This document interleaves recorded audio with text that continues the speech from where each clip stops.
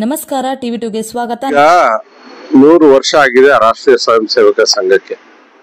ಯಾರಾದ್ರೂ ತುಂಬಾ ಜನ ಬ್ಯಾನ್ ಮಾಡೋಂಥವ್ರೆಲ್ಲರೂ ಕೂಡ ಈ ಭೂಮಿ ಮೇಲೆ ಇಲ್ಲ, ಬ್ಯಾನ್ ಮಾಡಬೇಕು ಅಂತ ಹೇಳಿದವರು ಇಲ್ಲ.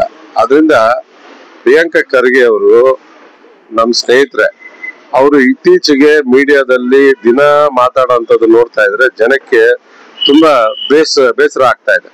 ಯಾಕಂದ್ರೆ ಜನ ಜಾಸ್ತಿ ಮಾತಾಡೋಂಥವ್ರನ್ನ ಇಷ್ಟಪಡಲ್ಲ, ಕೆಲಸ ಮಾಡೋಂಥವ್ರನ್ನ ನೋಡಿ ಇಷ್ಟಪಡ್ತಾರೆ. ಆದ್ರಿಂದ ಕಡಿಮೆ ಮಾತಾಡಿ ಕೆಲಸ ಜಾಸ್ತಿ ಮಾಡೋಣ, ಆಗ ನಮ್ಮೆಲ್ಲರಿಗೂ ಗೌರವ ಬರ್ತದೆ.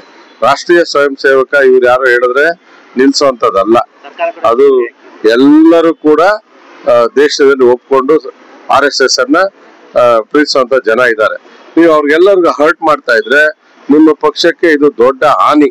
ನಿಮ್ಗೆ ಇದು ಅರ್ಥ ಆಗ್ತಾ ಇಲ್ಲ, ಫ್ಯೂಚರ್ ಅಲ್ಲಿ ನಿಮ್ಗೆ ಅರ್ಥ ಆಗ್ತದೆ. ನೀವು ಎಲೆಕ್ಷನ್ ಗಿಂತ ಮುಂಚೆ ಮಾತಾಡ್ಬೇಕು, ಇದನ್ನ RSS ಬಗ್ಗೆ ನಾವು ಬ್ಯಾನ್ ಮಾಡ್ತೀವಿ ಅಂತ ಹೇಳ್ಬೇಕಾಗಿತ್ತು. ಈಗ ನೀವು ಅಧಿಕಾರಕ್ಕೆ ಬಂದ ಮೇಲೆ ಮಾತಾಡೋಂಥ ತಪ್ಪಾಗ್ತದೆ. ಮುಂದಿನ ದಿನಗಳಲ್ಲಿ ಜನ ನಿಮ್ಗೆ ಏನ್ ಪಾಠ ಕಲಿಸ್ಬೇಕು ಕಲಿಸ್ತಾರೆ.